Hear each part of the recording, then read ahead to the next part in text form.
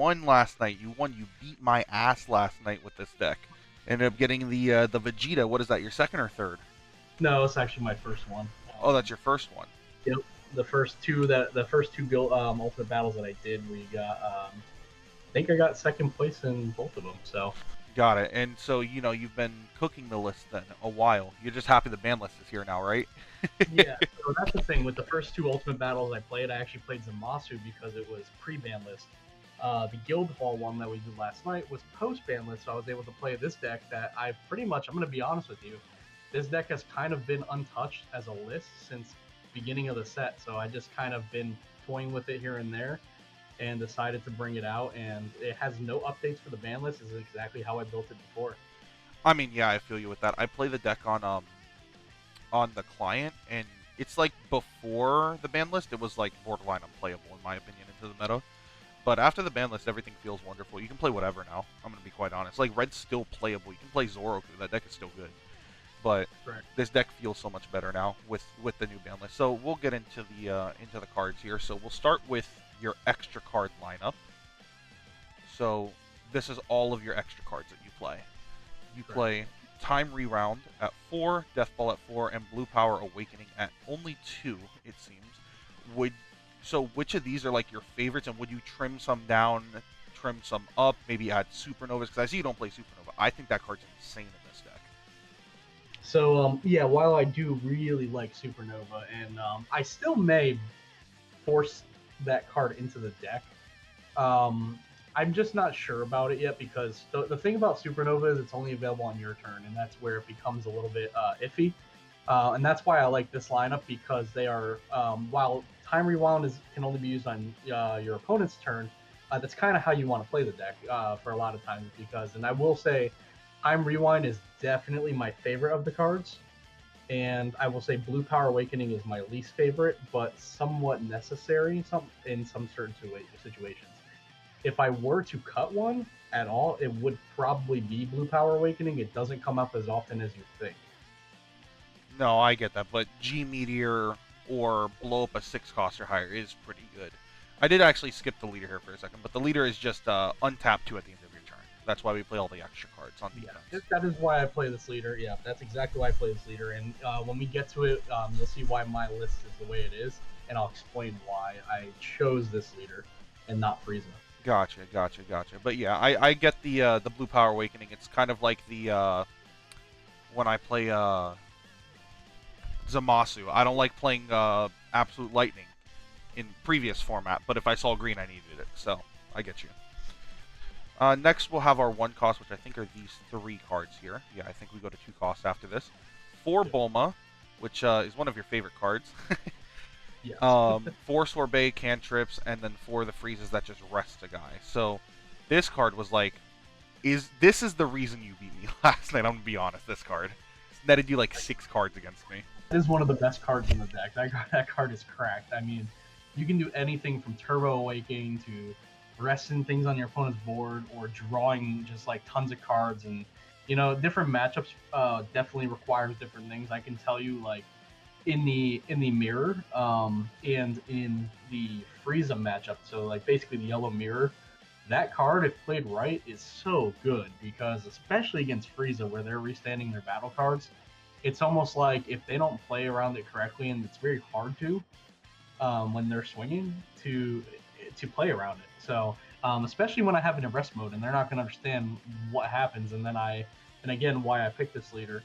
Time Rewind is a hell of a card because even if they don't go for the Bulma, man, you can defend yourself with Time Rewind, restand the Bulma, and then use her ability to one, take a life if you want to, if you need to self awaken on your opponent's turn, or rest something on their board that's a threat, that's a 4 or less, which is super relevant in a lot of matchups, or just draw more cards.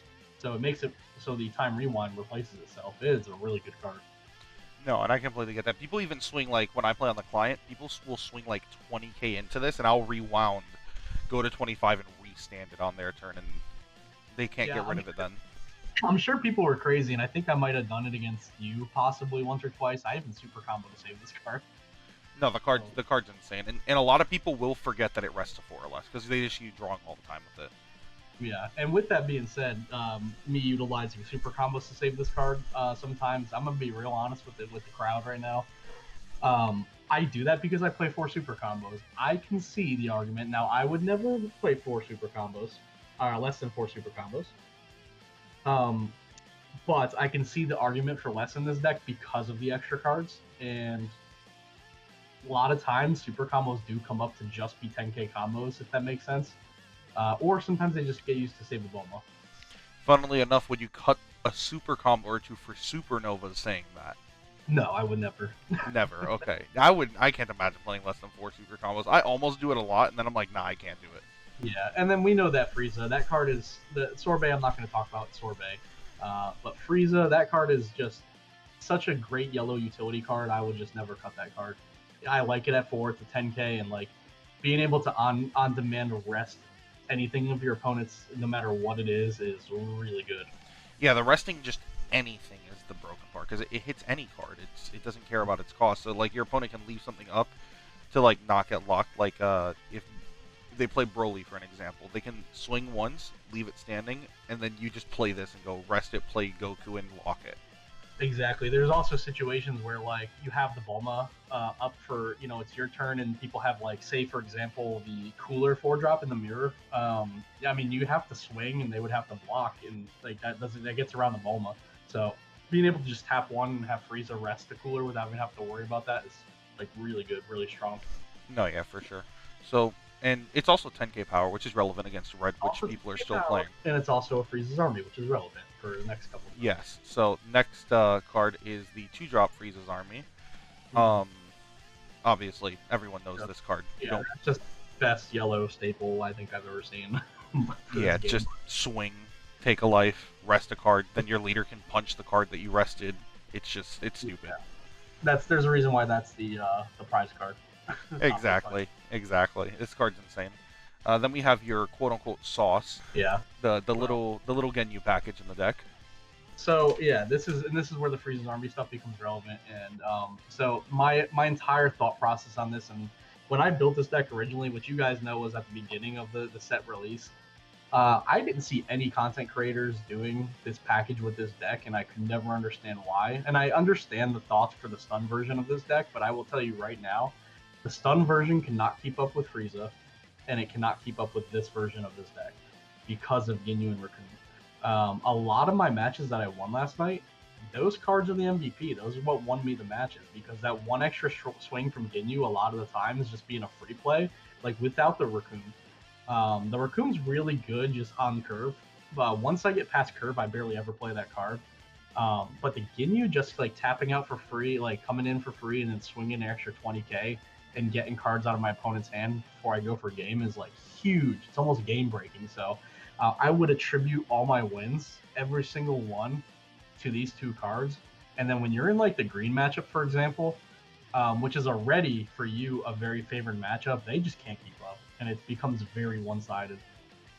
No, yeah, and I remember, and I remember, you always talk about all your Frieza's armies that you love. Like last night, this man was a crackhead. Opponent went in a mirror, swung with the Frieza, rested his Sorbet, and he deathballed a Sorbet, so that Oh he yeah, could have the Frieza army for this play next turn. yeah. I'm sure everybody looked at that and thought that was crazy. And then we saw your next turn. To me in my head, I was like, I'm playing this on curve, and you're gonna see why in a second. And I'm like, but in this deck, like wasting super combos and stuff like that, and like or the time rewind or the death balls, and like with how defensive this deck can be, is not a bad thing. And if it's gonna help you enable a play, it's going to be really good. Trust me. Oh, 100%. So we'll move to the next card, which is Vegeta. So you still play 4 this. You think 4 this is just obligatory. You don't play less. Yeah, I mean, so here's the deal. Green is so favored for you because of this one card. And like literally just this one card. So I play 4 because now that the meta is like gonna be open. Now when I was originally thinking about this deck and I was not playing like it was just top Kumir, I can see the argument for less than that of this card because it was pretty much useless and it's really only good into pretty much green. So pretty much this card most of the time in any other matchup is just energy or a 5k combo. But against green, man, you just protect this card with everything you have, and there's nothing green can do. They Yeah. have to swing at it, and you have time rewind to give it plus 20k, and then restand your Bulma, and then use your Bulma to like either rest something on their board or draw more cards, or you have Death Ball to like give it a buff and like rest something on their board, and then if you use Blue Power Awakening as well, like if you just save it with one card, giving it 25k, there's a lot of times like green will try to waste everything they have to kill this card, and they just can't do it because your defense is so good. And this is also why I like playing 4 super combos, because then I can really go aggressively defend this card. But yeah, this card is really good, but also really bad in the sense that every other matchup it's just energy, but which is fine though. You know, and there's situations where it does come up. It's like the only card in your hand, and you have a Sorbet or a Bulma or a Frieza, and you're like, just play it for the pressure and then play the one drop for free, which is also fine. But other than that, I mean, the card is also helps you Turbo Awaken, which is nice because it takes a life, replays Bulma, which then will also take a life. So there's a lot of scenarios where this card is still actually good if it's the only card like playable in your hand. But 9 times out of 10, if it's not a green matchup, I'd probably play the Frieza or the 2-drop Frieza or the Ginyu package if applicable. Okay, that makes sense. Then we have the 4-cost Goku here, which this Yeah. card's really good now. Now that Topku's not like the de facto deck, this card's really good. Just locking 2 things on the turn it Yeah. enters, and if they don't answer it, then it can keep locking 1 thing, and it's a 10k. Yeah, 10k combo, and it totally just turns games around. I just think this card is like, there's so many situations where you have more mana. Like there were situations where I was playing against you, and I was looking at your board state, and I was looking at my hand, and I was like, yeah, I can play this big thing and like swing at you, or I can play this Goku, lock your board down, and just keep demanding cards out of your hand and keep going and keep playing these Gokus over and over and over. And 9 times out of 10, even though I had 6 or plus energy, I just decided to drop the Goku because it's that good. That card is just insane. Yeah, and locking down the board against like a Zamasu deck, like you said, where we're playing like 1 big card a turn. It's There is rough. a scenario. There is a scenario where you go with this card, and like if I was gonna tailor this deck towards the top 2 meta, or say like Ginyu becomes prevalent, there is a scenario where Supernovas go in this deck because Supernova with this card can eliminate 4 cards on board. You basically swing at something, Supernova, give them the buff, and then you just lock 3 things. So All right. Yeah, and then we've got a couple cards left. We've got the 2 boss cards and the super combo. So you play 2 of these. Would you up either of them or down either of them after playing last night? no, I like 2-2. There, it's completely fine. You cycle through this deck so much that it's more than perfect to play 2-2. I never had a situation where I needed one or the other. They always kind of showed up when I needed them. The 6-drop is really good, but also not really good. It's a weird card because it is, while it does pop anything in rest mode and then like your opponent from playing big things, it really against green, if you have Vegeta on board, the Vegeta plus this Frieza is like the ultimate. They scoop. There's nothing they can do. They're playing their cards in rest mode. They can't pop anything on your board, and you're just going at their life, and there's literally nothing they can do. There's some scenarios where, like against you, it was really good a lot of times because it did give me that advantage to swing bigger. Whereas my favorite package, the Raccoon Ginyu, doesn't really work against you and Zamasu being 25k later on in the game. They just become combo cards to push up on your leader. So swinging tall was definitely how I won that game, and we were very aware of that after, because I went 6-drop, 6-drop, 5-drop, 5-drop, and the removal was pretty much used up at that point. And having those bigger swings was great. But like the Frieza, the double strike Frieza, that card's still just an insane card. That is the best boss monster for the deck. There can be an argument for a lot of people to go 3-1, and that's 3 of the 5-drop and 1 of the 6-drop SER. It's up to you, really, what you like. But I really do want to see the 6-drop against green, because if I have Vegeta on board, it is really just game over. Yeah, 6-drop plus 3-drop Vegeta equals they can't play the game. Like, legitimately, it's that bad. But no, this card's good against blue because they'll have to Zeno it or Absolute Lightning it, and if they Zeno it, then the Zeno can't even swing for the turn because it's a 6 cost. Super combo of choice. Just, again, I play 4. This deck, I can see the argument for less if you're one of those people. But I do like the 4 super combos. It's my favorite card to use on Bulma. Kenny can't be that guy. All right. Well, that is the yellow Vegeta deck profile. So if y'all have any other questions, you can ask in the comments below. Maybe Kenny will look at the video every so often and answer something. But I hope you all have a wonderful day. Thanks for watching.